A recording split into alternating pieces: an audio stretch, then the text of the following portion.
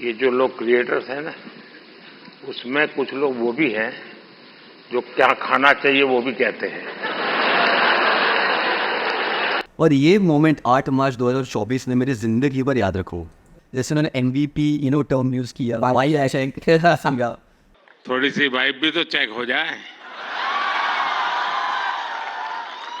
आपको पता होगा इंडिया पहला ऐसा देश बना है विश्व में जिसने नेशनल क्रिएटर्स अवार्ड ऑर्गेनाइज किया। एग्जैक्टली, ये एक बंदूक की तरह है। किसके हाथ में बंदूक है ये मैटर करता है, राइट? आतंकवादी के हाथ में या किसी डिफेंस फोर्स के हाथ में। 2022 में फोर्ब्स ने एक लिस्ट लेके आए थे, इंडियाज टॉप 100 डिजिटल स्टार्स। तो आई वॉज वेरी फॉर्चुनेट कि मैं वो लिस्ट में था और मैंने फोर्ब्स के कवर पे भी फीचर किया था।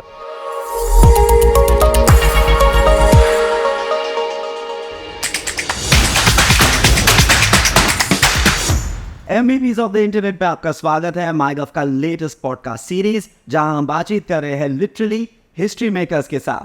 पहला नेशनल अवार्ड कंटेंट क्रिएटर्स के लिए ऑर्गेनाइज किया गया गवर्नमेंट ऑफ इंडिया द्वारा 8 मार्च को, और उसी अवार्ड के अवार्डीज यानी कि विजेताओं के साथ हम लोग बातचीत कर रहे हैं इस पॉडकास्ट सीरीज में।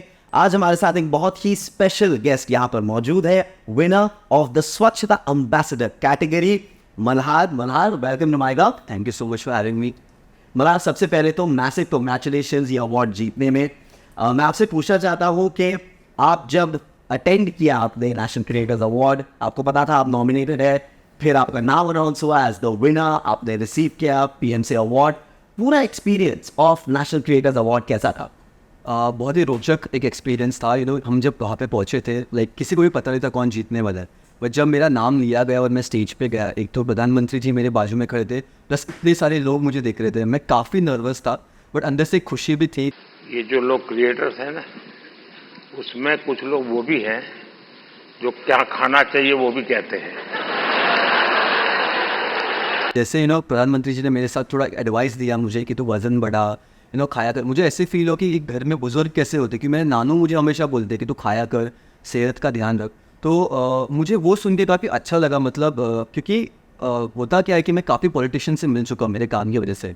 सारे लोग इतने अप्रोचेबल नहीं होते, बट एक देश का प्रधानमंत्री जब आपसे इतने अप्रोचेबल और फ्रेंडली हो, मैं एक मामूली क्रिएटर हूँ उनके लिए, बट जिस वे ने उन्हें हमें ग्रीट किया, बातें की, एडवाइस की, मुझे बहुत होमली फील हुआ, बहुत फ्रेंडली फील हुआ। और ये मोमेंट 8 मार्च 2024 ने मेरी ज़िंदगी भर याद रखो। हाँ मेरे एब्सोल्युटली। चलिए, मैं आपसे पूछना चाहता हूँ कि आपकी कंटेंट क्रिएशन की जर्नी की शुरुआत किस तरह से हुई? ज़्यादातर जो मेन स्ट्रीम कॉन्टेंट क्रिएटर्स है वो सोच के कॉन्टेंट बनाते हैं और उनका एम होता है कि मुझे कॉन्टेंट क्रिएटर बनना है। मैं एक एक्सीडेंटल कॉन्टेंट क्रिएटर हूँ। और मैंने शुरुआत क्लीन अप की 2017 में की थी। फिर बिकॉज मैं ये जनरेशन से वो सब सोशल मीडिया पे एक्टिव होते हैं, मैंने बस मेरा कंटेंट शेयर करना शुरू कर दिया। और कुछ कंटेंट को तभी 2-3 साल पहले 10 मिलियन व्यूज़, 12 मिलियन व्यूज़ आने लग गए थे। तो 2022 में फोर्ब्स ने एक लिस्ट लेके आए थे, इंडियाज़ टॉप 100 डिजिटल स्टार। तो आई वॉज वेरी फॉर्चुनेट कि मैं वो लिस्ट में था और मैंने फोर्ब्स के कवर पे भी फीचर किया था। उस दिन के बाद मैंने ये सोचा कि हाँ, अब मुझे कंटेंट क्रिएशन थोड़ा सीरियसली लेना है। तो कभी कोई एम नहीं था कंटेंट क्रिएटर बनना है, बस मुझे था कि मुझे काम को लोगों तक पहुँचाना है और मुझे अपने बीचेस साफ रखने हैं। बट किसे पता था कि बीच साफ करते करते फोर्ब्स के कवर से लेकर प्रधानमंत्री जी से मैं पुरस्कार लूँगा। तो I think it was all written. What a journey, absolutely. Content creation की शुरुआत किस तरह से हुई ये तो आपने मुझे बताया, लेकिन मल्हार, आप मुझे ये बताइए कि there are lot of people जो कंप्लेन करते हैं, यार गंदा है, साफ नहीं है, देन ये very few actually do something about it. ये आपने जो तय किया कि यार मुझे दिख रहा है कि गंदा है और मैं साफ करूँगा, अपने शहर को, अपने देश को खुद साफ करूँगा, and I make that my own thing, इसकी शुरुआत कैसे हुई? मैं मुंबई में दादर में रहता हूँ। 2017 में 2017 जुलाई में मैं बाली गया था घूमने के लिए दोस्तों के साथ। मेरी बेसिकली फर्स्ट इंटरनेशनल ट्रिप थी और बाली जाके मैंने नोटिस किया कि बाली के बीचेस बहुत ब्यूटीफुल है। मैंने वहाँ पे स्कूबा डाइविंग एक्सपीरियंस किया, तो समवेयर मुझे वो काफ़ी अच्छा लगा।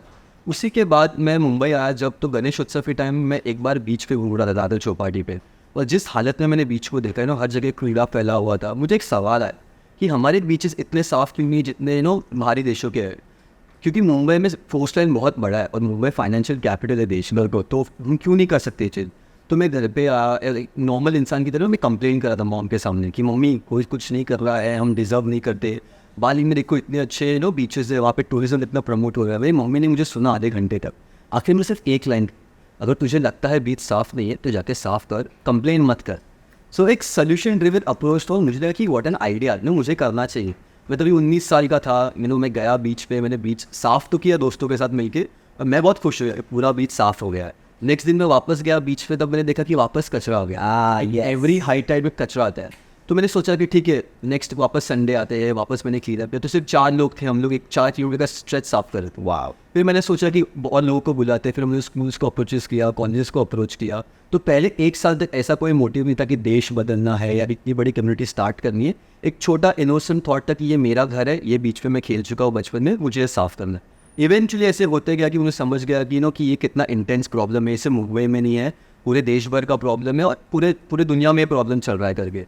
फिर मैं तभी सीए की पढ़ाई कर रहा था, तो और सीए और ग्रेजुएशन साइमल्टेनियसली कर रहा था। वहाँ सीए से ड्रॉप आउट कर दिया मैंने। तो वो बहुत बड़ा टर्निंग पॉइंट था कि मेरे घर वाले सपोर्ट तो कर रहे थे, बट उनका ऐसा था कि एक डिग्री ले रहे, एक हमारी जो फैमिली थिंकिंग होती है, ये कहाँ तक ले जाएगा तुझे, अच्छा काम कर रहा है अच्छी बात है, बट एक जॉब होना ज़रूरी है, एक स्टेबल इनकम होना ज़रूरी है। और मेरा ऐसा था कि अगर मैं पढ़ाई करूँगा तो मैं जितना टाइम वहाँ पे दे रहा हूँ उतना टाइम मुझे यहाँ पे इन्वेस्ट करना। और आई थिंक आज जब वो देख रहे होंगे तो प्राउड ज़रूर फील कर रहे हो। बिल्कुल प्राउड फील कर रहे होंगे। एंड आंटी जी को मैं ये कहना चाहूँगा कि आंटी ने जो वो पहला एडवाइस दिया था कि तुझे अभी लग रहा है, दिख रहा है कि गंदा है, तो जाके साफ कर, and now look where that has led your son to. Amazing advice, absolutely. But इस बात पे मैं कहना चाहता हूँ, मैंने एक सीख लिया है, मम्मी की बात हमेशा मान। मम्मी की बात हमेशा माननी चाहिए। Mummy always knows best. बच्चों को मम्मी की बात हमेशा सुननी चाहिए। चलिए आगे बढ़ते हैं अगले सवाल की तरफ। मैं आपसे पूछना चाहता हूँ, जब आपने कंटेंट क्रिएशन की शुरुआत की थी, जैसे आपने कहा एक्सीडेंटल कंटेंट क्रिएटर, तब आपने कभी सोचा था, may be even wildest dreams में, कि कुछ सालों के अंदर the first ever national award for content creators government of India ऐसे ऑर्गेनाइज करेगी, आई विल बी देयर, मैं खुद रिसीव करूँगा, ऐसा कुछ सोचा था आपने? मेरे एक घर पे विजन बोर्ड है। विजन बोर्ड पे मुझे क्या क्या चाहिए लाइफ में मैंने सब लिखा है। जैसे वहाँ पे सबसे बड़ा था कि I want to be on the cover of Forbes magazine, जो हो गया। आप ये बिलीव नहीं करोगे, बट मैंने लिखा था कि I want an award from honourable prime minister Narendra Modi ji. वाह, वो सच। और ऑफ कोर्स मैंने ये नहीं सोचा था कि नेशनल क्रिएटर्स अवार्ड होगा करके, बिकॉज आपको पता होगा इंडिया पहला ऐसा देश बना है विश्व में जिसने नेशनल क्रिएटर्स अवार्ड ऑर्गेनाइज किया। Exactly. And I think it's a good start, it's not the end, it's a good start. ये देखिए काफ़ी सारे कॉन्टेंट क्रिएटर्स जो अपनी जर्नी स्टार्ट करें, उनको मोटिवेट फील होगा। एंड आई थिंक इससे बाकी लोगों को भी पता चलेगा कि कंटेंट क्रिएटर्स कितने इंपॉर्टेंट है। बिकॉज आप किसी को बोलो कि आप करते क्या, जैसे लोग मुझे पूछते हैं, मैं बोलता हूँ मैं एक एनवायरमेंटलिस्ट हूँ, मैं कंटेंट क्रिएटर हूँ। लोगों का सवाल होता है वो ठीक है, but what do you do for a living? आप पैसे कमाने के लिए क्या करते हैं? तो काफ़ी लोगों को ये चीज़ पता नहीं है। तो आई थिंक ये काफ़ी अच्छा पुश देगा वो सारे क्रिएटर्स को कि अपने पैशन को फॉलो करें। बिल्कुल। I want to ask you one thing. सोचिए, जब द यंग, वैसे आप अभी भी यंग है, but the young Balhar, even younger back then, जब उन्होंने अपने काम की शुरुआत की थी, अपने कंटेंट क्रिएशन की जर्नी की शुरुआत की थी, a guy at that point of time, अगर तब नेशनल क्रिएटर्स अवार्ड जैसा कुछ हुआ होता जो अभी हुआ है, अभी जो यंग बडिंग एंटरप्रेन्योर्स ने देखा है, यंग बडिंग कंटेंट क्रिएटर्स ने देखा है, क्या लगता है कितनी प्रेरणा, कितनी इंकरेजमेंट इन बडिंग कंटेंट क्रिएटर्स को मिलेगी?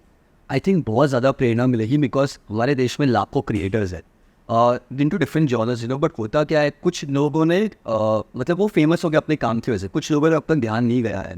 तो ये अवार्ड उन लोगों को स्पॉटलाइट में डाले से मुझे सबसे अच्छा लगा ये अवार्ड का था कि यहाँ पे कैटेगरीज थे, जैसे स्वच्छता एम्बेसडर, कल्चरल एम्बेसडर, मतलब जहाँ पे आप कोई मेंशन अवार्ड में जाते हो वहाँ पे कैटेगरी होता है life style, comedy, dance, beauty. तो ये अवार्ड में नयापन क्या था कि ऐसे कैटेगरीज थे जो जहाँ पे बाहर अब ये कैटेगरीज होते नहीं है। तो मेरे जैसे लोगों को जो मेन स्ट्रीम कॉन्टेंट क्रिएटर्स में नहीं आते बट कुछ अच्छा काम करे अपने देश के लिए, उन्हें सबसे ज़्यादा प्रेरणा मिलेगी कि आपको एक नेशनल लेवल पे रिकॉग्नाइज किया जा सकता है आपके अच्छे काम के लिए। That is amazing. You know, I want to ask you कि आपने अच्छे काम की बात की, वो सेम बात प्राइम मिनिस्टर नरेंद्र मोदी ने अपने स्पीच में भी की। सबसे पहले तो उन्होंने ये भी कहा, पूरे दुनिया को पता चला कि उनके दिल में भी कंटेंट क्रिएटर्स के लिए कितनी इज्जत है। और उन्होंने ये बताया, ये दर्शाया कि क्रिएटर्स के पास लिटरली ये ताकत है कि वो भारत के कल्चर को पूरे दुनिया में और बेहतर तरीके से दर्शा सकते हैं, प्रेजेंट कर सकते हैं। कंटेंट फॉर गुड, जैसे उन्होंने कहा, you already do exactly that. अब ये अवार्ड मिलने के बाद, प्राइम मिनिस्टर से ये बातें सुनने के बाद, और कितने इनकरेज्ड हैं आप, और कितना आप इसको पुश करेंगे, इसको इन्वॉल्व करेंगे, इनकॉर्पोरेट करेंगे अपने काम में, अपने विजन में। तो अवार्ड मिलने के नेक्स्ट दिन मेरी टीम के साथ मेरा मीटिंग हुआ था। हम लोग की यही बात हुई थी कि अब तक जितनी मेहनत की है उससे दुगनी मेहनत अभी करनी है हमें, ना ही सिर्फ क्लीनअप में बट कंटेंट बनाने में। बिकॉज मुझे ऐसा लगता है कि आपके अगर क्लीनअप में अगर 200 लोग आ रहे हैं बट आपके कंटेंट घर पे बैठे लोग, लाखों लोग देख सकते हो, प्रेरणा ले सकते हो उससे। तो हम फोकस अभी मेन कंटेंट क्रिएशन पे कर रहे हैं और हमने अभी इससे सोचा है कि हम पैन इंडिया जाएंगे, ना सिर्फ क्लीन अप में but in terms of content also. Because क्या पता कोई मुझे देखिए, मेरी स्टोरी देखिए, प्रेरणा देखिए, किसी और शहर में या राज्य में अपना क्लीन अप शुरू कर सकता है। तो आई थिंक सोशल मीडिया में जब बात करते हैं कॉन्टेंट क्रिएशन की, ये एक बंदूक की तरह है। किसके हाथ में बंदूक है ये मैटर करता है, राइट? आतंकवादी के हाथ में या किसी डिफेंस फोर्स के हाथ में। क्योंकि मुझे ऐसा लगता है कंटेंट अगर आप पॉजिटिव वे में लोगों को इम्पैक्ट करने के लिए बना रहे हो तो एक काफ़ी अच्छा टूल है। बट जैसे आप देखिए सोशल मीडिया की बात करते हो, पॉजिटिव के साथ नेगेटिव भी है। बट आई थिंक लोगों को इसे पॉजिटिव वे में यूज़ करना चाहिए, जैसे लोगों को इन्फ्लुएंस करना। बिल्कुल, that's very very rightly put. और आपने जो एनालॉजी दी वो कमाल की एनालॉजी थी। You know I want to ask you, जिस तरह का कंटेंट आप बनाते हैं शायद उसमें उतना नहीं और मे बी उसमें भी ज़रूरत पड़ती है। ऑफ्टन गुड कंटेंट के पीछे ह्यूमर का एक बहुत अच्छा हाथ रहता है, एक बहुत मेजर हाथ रहता है। एंड नेशनल क्रिएटर्स अवार्ड में प्राइम मिनिस्टर की क्विक विट, उनकी क्विक ह्यूमर के चर्चे हर जगह है। It's viral everywhere. So as a content creator yourself, as a writer yourself, आपको पीएम मोदी का क्विक विट, उनका ऑन स्पॉट ह्यूमर कैसा लगा? तो मैं वेरी ऑनेस्ट, उनका टाइमिंग मुझे काफ़ी पसंद है। मुझे एक और चीज़ उनकी पसंद है कि उन्हें ये पता है किसके साथ कैसी बातें करनी। मतलब मैंने उनके पहले के भी स्पीचेस सुने हैं, उनके वीडियोस देखे। अगर वो किसी वर्ल्ड लीडर से मिल रहे हैं तो उनकी तरह वो बात करेंगे। अगर वो यंग जनरेशन कंटेंट क्रिएटर्स से बात करे, वो हमारी तरह बात कर रहे थे। जैसे उन्होंने MVP टर्म यूज़ किया, भाई ऐसा एक थोड़ी सी वाइब भी तो चेक हो जाए। तो आई थिंक ये सारी चीज़ें बहुत रिलेटेबल लगती है हमें। तो आई थिंक वो चीज़ उनमें काफ़ी सीखने लायक है। और मुझे एक पर्सनल लेवल पे एक चीज़ काफ़ी पसंद है, जैसे वो बात करते हैं, जैसे वो पॉजेज लेते हैं। और मैंने एक चीज़ देखा कि अच्छा ओरेटर होना काफ़ी इंपॉर्टेंट होता है एक अच्छा लीडर बनने के लिए।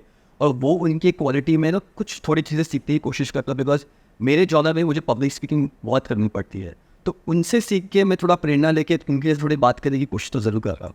Lovely. That's absolutely amazing. You are an entrepreneur as well. You are a content creator as well. Content creation का जो बूम भारत देश में हुआ है पिछले कुछ सालों में, उसका एक मेजर रीजन रहा है the digital boom in the country. हर हाथ में स्मार्टफोन, हर घर में वाईफाई, हर घर में internet. As a content creator yourself, आपको क्या लगता है कि इस डिजिटल बूम का कितना हाथ रहा है कंटेंट क्रिएशन के बूम के पीछे? और भारत में जो डिजिटल बूम हुआ है, इसका श्रेय, इसका क्रेडिट आप किसे देना चाहेंगे? आई थिंक ये डिजिटल बूम का बहुत बड़ा क्रेडिट मिला कि कंटेंट क्रिएशन इतना ऊपर आया है। मैं एग्जांपल दूँगा, कॉलेज में जब मैं था उन्हें इंटरनेट स्मार्टफोन तभी जस्ट आए थे। तो मुझे याद है 1 GB डेटा हमें एक दिन में मिलता था। It was for around 253 India, जिसका 1 GB डेटा होता था। आज अगर आप देखोगे कि इंडिया में सबसे कम मतलब सबसे चीपेस्ट डेटा मिलता है all over the world. I think इसका बहुत बड़ा श्रेय रहा है। और मुझे ऐसा लगता है कि जो इंडिया गवर्नमेंट ऑफ इंडिया की जो भी पॉलिसीज रही है towards the digitalisation of India, I think उसका बहुत बड़ा श्रेय रहा है। प्लस द टैरिफ रेट्स उन्होंने इतने सस्ते रखे हैं। आज आप देखो हर किसी के पास स्मार्टफोन है, हर किसी के पास इंटरनेट एक्सेस है। और आई थिंक ये पिछले कुछ 5 या 7 सालों में ही हुए, उसके पहले नहीं था। बिल्कुल। और एक बात जो प्रधानमंत्री जी ने कही थी कि 2G और 3G में इंडिया ने लीड नहीं किया होगा, बट 5G में इंडिया ज़रूर लीड कर रहा है। एब्सोल्युटली। तो आई थिंक वो सच्ची है। और आई थिंक इसका बहुत बड़ा श्रेय इंडिया के पॉलिसीज़ को, तो गवर्नमेंट ऑफ इंडिया की पॉलिसीज़ को और उनके एग्जीक्यूशन जो सबसे इंपॉर्टेंट है। बिकॉज आप एक पॉलिसी ला सकते हो, बट आप सोचो 5G शहरों तक पहुँचाना, गाँव कस्बों तक पहुँचाना एक बहुत बड़ी बात होती है, जो आई थिंक करंट गवर्नमेंट ने करके दिखाया है। बिल्कुल करके दिखाया है। आपने खुद विथ योर वर्क इतना सारा चेंज लाया है। But I have to ask you a harsh question. आप भी अग्री करोगे शायद इस बात से कि भारत देश में स्वच्छता की जब बात आती है, कुछ कुछ जगहों पे, काफ़ी जगहों पे अभी भी बदलाव और आना है। लोगों की मेंटालिटी उसके पीछे एक बहुत बड़ा रोल प्ले करती है। नहीं, कहते रहते हैं कि जगह साफ़ नहीं है, सड़क नुक्कड़ साफ़ नहीं है, बीच साफ़ नहीं है, बट देन खुद कोल्ड ड्रिंक पीने के बाद प्लास्टिक का बॉटल फेंक देते हैं, खुद रैपर फेंक देते हैं, खुद क्लोरवेट का रैपर फेंक देते हैं, डस्टबिन तक नहीं फेंकते। तो when you see something like that, how much does that irk you, annoy you? आप क्या करना चाहते हैं कि ताकि ये सोच बदले, कुछ और हम बदलाव ला सके? मुझे बहुत लोग बोलते हैं clean ups are unsustainable practice. मतलब आज जब कचरा साफ करोगे कल कचरा वापस आ जाएगा। इससे मैं 100% बिलीव करता हूँ। बट मैं कोई जगह साफ करने के लिए क्लीन अप ऑर्गेनाइज नहीं कर रहा। मेरा मेन मोटिव है टू सेंसिटाइज पीपल। मैं जब स्कूल में था, हम एक सब्जेक्ट था EVS, हम करते थे गूगल से कॉपी करते थे, वही कॉपी पेस्ट करके देते थे। It was a graded subject, not much to be name. बट आजकल हम क्या कर रहे हैं कि if you see 90% of a volunteer base सारे स्कूल के बच्चे हैं और कॉलेज के बच्चे, हम उन्हें क्लीन अप के लिए लाते हैं। We know let them experience the ecosystem. जैसे एग्जाम्पल हम मैंग्रोव क्लीन अप ऑर्गेनाइज करते हैं। We talk about conserving mangrove ecosystems, जबकि कोस्टल सिटीज के सबसे इंपॉर्टेंट है। बट आपको मैंग्रोव्स क्या है ये पता ही नहीं होगा, तो मैंग्रोव्स कैसे प्रोटेक्ट और कंजर्व करोगे? So I think cleanups are a great way of us introducing these kids to the environment. और मुझे सिर्फ लगता है environment ऐसा सब्जेक्ट नहीं है कि आप क्लासरूम में बैठ के पढ़ सकते हो, आपको जाके एक्सपीरियंस करना पड़ता है वो चीज़। तो हम एक नया जनरेशन क्रिएट करने की कोशिश कर रहे हैं, और बदलाव एक दिन में या 2 दिन में नहीं आता है, कभी कभी उसमें महीने, कभी कभी सालों लग जाते हैं, कभी कभी दशकों लग जाते हैं। और शायद हम जो कर रहे हैं उससे प्रॉब्लम सॉल्व ना हो, बट हम कोई तो कोशिश कर रहा है, बिकॉज कोई देश परफेक्ट नहीं होता, उसे परफेक्ट बनाना पड़ता है, उसे परफेक्ट बनाना पड़ता है, और ये हमारी छोटी सी कोशिश है देश को परफेक्ट बनाने। बिल्कुल, आपकी छोटी सी कोशिश is going a long way. और I just take one moment to say कि वो छोटी सी कोशिश हर एक इंसान कर सकता है। अगर आपको लगता है कि नुक्कड़ गंदा है, सड़क गंदा है, बीच गंदा है, तो आप कंप्लेन कर सकते हैं, लेकिन उस पर खुद भी एक्ट कीजिए। आप खुद रैपर मत फेंकिए, अपने बच्चों को भी सिखाइए रैपर ना फेंकिए। बैकपैक के साइड में जहाँ पानी का सेक्शन होता है वहाँ आप आसानी से अपना रैपर रख सकते हैं, आप आसानी से ट्रेन टिकट रख सकते हैं, जो प्लेटफॉर्म में ना फेंकें, बीच पे ना फेंकें, रास्ते पे ना फेंकें, और धीरे धीरे ऑटोमेटिकली वो सारी जगह और साफ़ होती रहेगी। मुझे एक और चीज़ में ऐड करनी थी कि काफ़ी लोग मुझे बोलते कि हमारा काम ये सरकार का काम है, ये उनको करना चाहिए। मैं एक उदाहरण देता हूँ आपको। मुंबई में 2.5 करोड़ लोग रहते हैं अप्रोक्सीमेटली। जो कर्मचारी है बीएमसी के, जो पूरा शहर साफ करते हैं, वो कुछ लाखों में होगा। मैथ्स कर लो, देयर इनएडिक्वेट।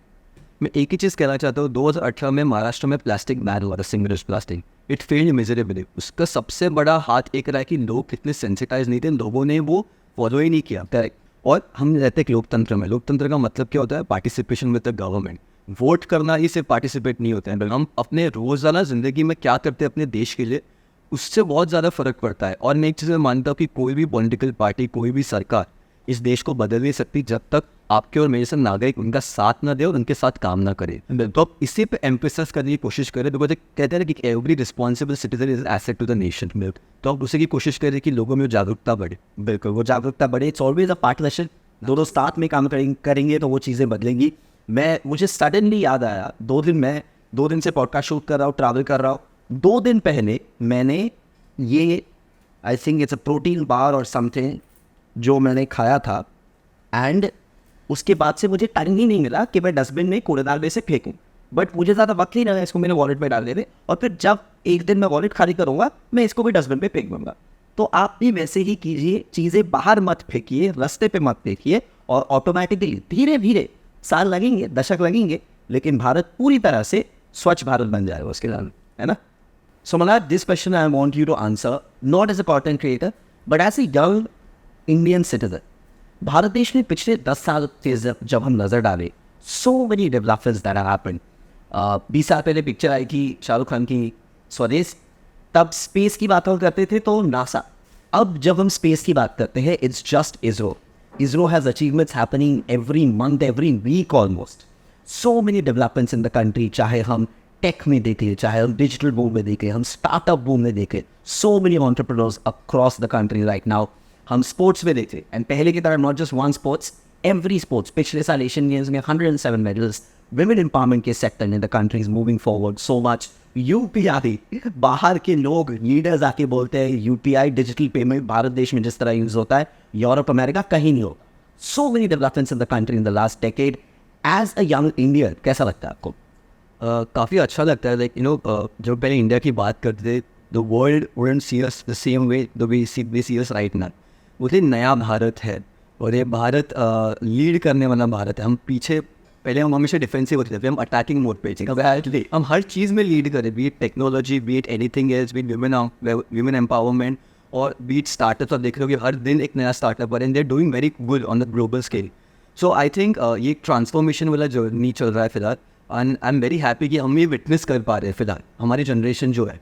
तो आई थिंक हम एक नए भारत की तरफ जा रहे हैं, और ये नया भारत है, और ये नया भारत ही रहेगा। बिल्कुल नया भारत रहेगा। नया भारत को और तरक्की की तरफ ले जाने के लिए यंगस्टर्स बहुत ज़रूरी है। इनफैक्ट पीएम मोदी ने कुछ दिनों पहले, कुछ हफ्ते पहले उनकी एक स्पीच में कहा था कि भारत के 4 स्तंभ है सबसे ज़रूरी: युवा, नारी, किसान और अंडर प्रिविलेज्ड। आप, you literally represent the youth of the country. Election आने वाले हैं, अगर आपसे पूछा जाए कि आप बताइए कि वोटिंग कितनी ज़रूरी है। somebody who's turned 18, somebody who's 19 this year, 18 पिछले साल हुए थे, कार्ड शायद बन चुका है। कितना ज़रूरी है किसी को यूटिलाइज करना अपना वोट, मेक श्योर करना कि मैं वोट ज़रूर करूँ। आई थिंक हम लोकतंत्र में रहते हैं। लोकतंत्र का मतलब यही होता है कि नागरिक और सरकार साथ में काम करे, और लोकतंत्र का सबसे बड़ा एडवांटेज ये है कि हम अपनी सरकार चुन सकते हैं। हमें जो चाहिए, हमें जो कैंडिडेट पसंद है उसे चुन सकते हैं। तो मुझे लगता है कि हर किसी को इस मौके का फ़ायदा उठाना चाहिए, क्योंकि आप सिर्फ वोट नहीं कर रहे हो, आप अपने देश के डेवलपमेंट में एक सहभागी हो रहे हो, उसमें पार्ट ले रहे हो। क्योंकि अगर आप किसी गलत इंसान को चुन लो तो जो भी प्रोग्रेस हो रही है वो शायद ना हो पाए। तो it is very important for every person to cast their vote during elections. जब हम भारत की बात करते हैं, भारत एक यंग देश है, तो हमारे यहाँ पे युवा काफ़ी ज़्यादा है। तो सबसे ज़्यादा इम्पोर्टेंट है कि युवा वोटिंग में सर चढ़ कर सहभाग ले उसमें, क्योंकि जब तक युवा को एक चीज़ में पार्टिसिपेट नहीं करेंगे, आई थिंक वो बड़ा चीज़ नहीं होगा। और आप वोट करके अपने देश के डेवलपमेंट में भी पार्ट ले सकते हो। That's absolutely correctly put there Murad. चलिए Malhar, we are almost towards the end of the podcast. मैं आपसे पूछना चाहता हूँ कि आपका जो मोमेंट था प्राइम मिनिस्टर के साथ विच बिकेम सो वायरल, उसके बारे में ज़रा बताइए। What was that moment like when your name was announced, आप वॉकअप करके गए and then the comedy that happened, the banter that happened, how was that like? So I went on the stage. मैं थोड़ा प्रधानमंत्री से थोड़ा दूर खड़ा था कि वो थोड़ा ऑरा उनका अंदर नहीं है, थोड़ा डर रहा था। तो उन्होंने पकड़ के मुझे खींचा अपने पास, उन्होंने भी और ज़्यादा डर गया था। फिर जब उन्होंने पहले बोला कि यहाँ पे कुछ कंटेंट क्रिएटर्स है जो खाने के बारे में बोलते हैं, अब अगर मेरी शक्ल देखोगे आपको समझ जाएगा मुझे नहीं समझ आता था। बस कोई जोक नहीं समझा था। मैं इतना नर्वस था उस वक्त कि मुझे सब हंसने, इसलिए मैं हंसना शुरू कर। तो वो सब हुआ। फिर उन्होंने मुझे बोला कि एडवाइस दे कि थोड़ा खाया कर, थोड़ा वजन बढ़ा। मुझे ये चीज़ बहुत लोग नेगेटिव वे में लिया, बट मैंने बहुत पॉजिटिव वे में लिया है, क्योंकि मैं उनको मेरे फैमिली का हेड जैसे देखता हूँ। कुछ बोला है तो अच्छा ही बोला होगा, और मैंने ऑलरेडी ट्रांसफॉर्मेशन पे काम करना शुरू किया है। तो कि नेक्स्ट टाइम जब मैं प्रधानमंत्री जी से मिलूँ और मेरा ट्रांसफॉर्मेशन हुआ हो, तो उनको भी मुझ पर प्राउड फील हो कि हाँ मैंने बोला और मल्हार ने वो चीज़ की है करके। तो और उसके बाद लोगों ने मीम्स बनाने चालू कर दिए। तो मेरी एक दोस्त ने बोला कि प्रधानमंत्री जी ने सिर्फ आपको पुरस्कार नहीं दिया, आपको कंटेंट परोस के दिया। उसकी वजह से मैं वायरल हो रहा हूँ, लोग कंटेंट बना रहे हैं, लोग मुझे टैग कर रहे हैं। तो आई थिंक ये एक चीज़ की वजह से लोग मुझे हमेशा याद रखेंगे। भले मेरा कुछ मजाक बनाओ ना बनाए, मैं उस वे में उसको लेता नहीं हूँ, बट मैं काफ़ी खुश हूँ कि लोग देख रहे हैं सब चीज़ें। तो आपने बताया कि आप एक्चुअली इनकॉर्पोरेट कर रहे हैं पीएम के एडवाइस को, तो उसके लिए एग्जैक्टली आप क्या तय कर रहे हैं? कुछ डाइट पे focus, something like that, what have you done till now? मैंने न्यूट्रिशनिस्ट को विजिट किया है, मैंने प्रॉपर डाइट बना की है, मैंने जिम ज्वाइन किया है। जल्दी सो रहा हूँ आजकल, बिकॉज ऑफ माई वर्क में जल्दी नहीं सो पा रहा था। लाइफ स्टाइल थोड़ा ऊपर नीचे था, बट उस चीज़ पे मैं फोकस कर रहा हूँ। योगा शुरू कर रहा हूँ अपना। दूसरी बात, मुझे कविता जी को प्रधानमंत्री जी ने एक एडवाइस दिया था कि मल्हार को कुछ खाना सिखाओ। यस, वो जो मल्हार है ना, उनको खाना बनाना सिखाओ। उसको कुछ सिखाइए। उनकी एडवाइस हमने काफ़ी सीरियसली ली। मैं बीच में गया था उनको स्टूडियो में, हमने आलू के पराठे बनाए साथ में, और ये फर्स्ट टाइम था कि मैंने कुकिंग किया है लाइफ। First time ever. मतलब मैं मैगी भी बनाऊंगा तो मैगी नहीं बनती है, कुछ और बनता। तो बट आलू का पराठा अच्छा बना था और मैंने खाया भी वो चीज़। बट पहली बार मेरी मॉम ने मेरे को बोला कि कि तू खाना बता रहा है, मैं खुश होकर के तेरे लिए ये सब। उन्होंने एक चीज़ का बोली कि वो मुझे काफ़ी साल से बोली थी मम्मी की, थोड़ा वजन बढ़ा, थोड़ा हेल्थ पे ध्यान दिए। वो मम्मी ने आखिर बोल ही दिया कि जो मैं नहीं कर पाई वो प्रधानमंत्री जी ने करके दिखाया। तो she is very happy with all of this happening. Love बिल्कुल देख रहे हैं। You know, I want to quickly ask you कि prime minister Narendra Modi, in fact बहुतों ने, अमन गुप्ता के साथ हम पॉडकास्ट कर रहे थे, उन्होंने कहा, टेक्निकल गुरुजी ने कहा कि हमें लगा था, इनफैक्ट नेशनल फिल्म अवार्ड्स भी जो होता है, लोग आते हैं, अवार्ड लेते हैं, फोटो होता है, निकल लेते हैं, हमें लगा था ऐसा ही कुछ होगा। प्राइम मिनिस्टर इंडिविजुअली सारे अवार्डीज के साथ बातचीत कर रहे थे, और ऐसा भी नहीं कि अपने बारे में बताइए, he knew personally about each content creator, चाहे वो मैक्रो हो, नैनो हो। सो उस हद तक उन्हें पता था सारे विनर्स के बारे में। तो जैसे मुझे भी सेम लगा था कि हम जाएंगे, फ़ोटो लेंगे, थैंक यू बोल के निकल जाएंगे। जब 2-3 क्रिएटर्स पहले गए तो उनसे वो बात करने लगे, तो उनके हाथ में माइक था नहीं, तो मुझे लगा कि फ़ोटो लेके ही जाना है करके। बाद में मुझे पता था कि वो तो ऑलरेडी माइक करके, तो वो बात करने जब उन्होंने शुरू किया तो मैं ऑलरेडी और नर्वस हो गया कि मैं क्या बात करूँ। तो मुझे 5 मिनट मिले ना कि प्रिपेयर करने के लिए कुछ बोलूँ करके मैं। बट जिस डिटेल में उन्होंने बात की, जैसे मेरे बारे में कि आपके यहाँ पे सेलिब्रिटी आते हैं, आप टोकनिज्म नहीं करते, हर हफ्ते करते, मुझे लगता है वो काफ़ी बड़ी बात है। पीएम हो के आप वो दिन में इतने सारे लोगों से मिलते हैं, इतने सारे इवेंट्स अटेंड करते हैं, बट हर एक क्रिएटर के बारे में हर एक डिटेल उनको पता थी। प्लस जिस वे में उन्होंने सबको ग्रीट किया, एक होमली फील करा, एक फ्रेंडली अडेप्टेटिव वे था वहाँ पे। मुझे लगता है ये और कोई नहीं कर सकता सिवाय प्रधानमंत्री नरेंद्र मोदी जी के अलावा। तो आई थिंक हम सभी उनके फ़ैन हो गए इस मीटिंग के बाद। तो ये काफ़ी अच्छा मोमेंट था। इंडीड। चलिए, आपने कहा कि आप उनके फ़ैन हुए इस मोमेंट के बाद। अगर आपसे पूछा जाए कि आप कोई message prime minister Narendra Modi को अगर देना चाहेंगे तो वो क्या होगा? मैं एक ही चीज़ बोलना चाहूँगा कि मैं काफ़ी पॉलिटिशियन से मिल चुका हूँ, बट मैं से काफ़ी कम पॉलिटिशियंस देखे जिनमें वो विजन होती है। मैं काफ़ी मतलब मैं ये मानता हूँ कि श्री नरेंद्र मोदी जी में वो विजन है इस देश को आगे नहीं जाने की, और जैसे उन्होंने मुझे एडवाइस दिया है कि वज़न बढ़ा, थोड़ा हेल्थ पे ध्यान दे, मैंने वो बहुत सीरियसली लिया है। मैं उस पर ऑलरेडी वर्कआउट कर रहा हूँ और काम कर रहा हूँ। और जैसे मैं प्रधानमंत्री जी को ये भी एडवाइस दिया था कि मुझे उनके साथ एक क्लीन अप करना है, तो जब भी वो क्लीन अप होगा आई एम होपिंग कि वो हो, और वो मेरे में एक ट्रांसफॉर्मेशन देख के काफ़ी खुश होंगे। यही मेरी एक इच्छा है सर पे। लवली। अब एक मैसेज आपके जो इतने फैंस हैं, आपके व्यूअर्स हैं, जो आपके काम को इतना पसंद करते हैं और बनता रहे क्योंकि आप इतना अच्छा काम कर रहे हैं, उनके लिए, हमारे माइलर साथी इसके लिए, भारत देश के नागरिकों के लिए आप कोई मैसेज देना चाहेंगे जिसमें आप बिल्कुल कह सकते हैं कि वो किस तरह स्वच्छता को अपनी लाइफ में इनकॉर्पोरेट कर सकते हैं? कुछ साल पहले एक मूवी आई थी रामदेव बसंती, उसमें एक लाइन थी कि ज़िंदगी जीने के 2 तरीके होते हैं, जो हो रहा है उसे चुपचाप बर्दाश्त करते जाओ या उसे बदलने के लिए कुछ कोशिश कर। हमारे आजू बाजू में काफ़ी प्रॉब्लम्स है, ये आपके ऊपर है कि आपको कंप्लेन करना है, आपको किसी के ऊपर उंगली उठानी है, या आपको खुद उस मुहिम का भाग होकर आपको देश बदलना है। बिकॉज जैसे मैंने कहा है, कोई देश, कोई सरकार, कोई पॉलिटिकल पार्टी ये देश नहीं बदल सकती जब तक आपके और मेरे जैसे नागरिक उनका साथ ना दें। तो मैं यही दरख्वास करूँगा कि लोगों से कि स्वच्छ भारत मुहिम में आगे चढ़कर भाग सहभाग हो उस मुहिम का और हमारे देश को साफ रखें। Very well done. Lovely message. Lovely message. Malad, it was so good talking to you. Thank you so much for having me, and I'm hoping to see you again. I just wanted to thank the government कि creators को मौका मिला है जो इतने साल, because आप पहले किसी को बोलते आप क्रिएटर होके पीएम को मिल सकते, कोई बिलीव नहीं कर पाता था। बट आप एक चीज़ ज़रूर देखोगे, आज जितने क्रिएटर्स हैं अगले साल तक उसके दुगुना तिगुना हो गए रहेंगे। तो I think it's a great push for people like us, specially जो मेन स्ट्रीम कॉन्टेंट क्रिएटर्स नहीं होते हैं। And not just the award, मैंने उसके बाद भी देखा काफ़ी सारे मिनिस्टर्स पोस्ट कर रहे हैं क्रिएटर्स के बारे में, they tagging them, which is like a big thing. सारे न्यूज़ चैनल्स में PR हो रहा है, हम ये पॉडकास्ट शूट कर रहे हैं। I think all these things will really lead to a good PR for our work. So thank you so much on behalf of all the creators that have won this out. Absolutely, it's our pleasure. It was lovely talking to you here. I am very sure हमारे viewers को भी उतना ही अच्छा लगेगा ये podcast. आपको कैसा लगा? काफ़ी अच्छा लगा। Thank you so much. Ladies and gentlemen, this is MVPs of the Internet, जहाँ हम मलार जैसे most valuable players के साथ बातचीत कर रहे हैं। Winner of the Swachhata Award in the first ever National Creators Award of the country. इसी तरह और पॉडकास्ट देखने के लिए सब्सक्राइब और फॉलो जरूर कीजिए माय लव को। मैं आपका दोस्त कोरट रॉय, अगले पॉडकास्ट में मिलता हूँ।